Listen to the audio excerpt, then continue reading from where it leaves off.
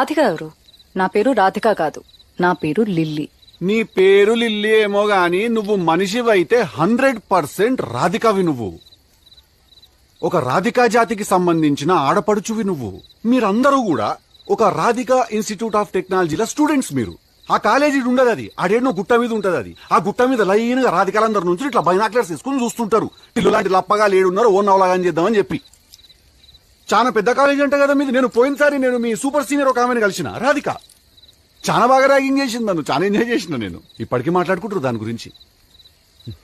టిల్లుగాడు ఉన్నన్ని రోజులు రాధిక ఉంటది. ఒక లైలా మజ్ను, ఒక రోమియో జూలియట్, ఒక టిల్లు రాధిక. దాంట్లో ఇద్దరు చచ్చిపోతారు. ఈడ నేను ఒక్కడనే సంక నాకుతా. చెప్పు రాధిక, ఏం కావాలి నీకు?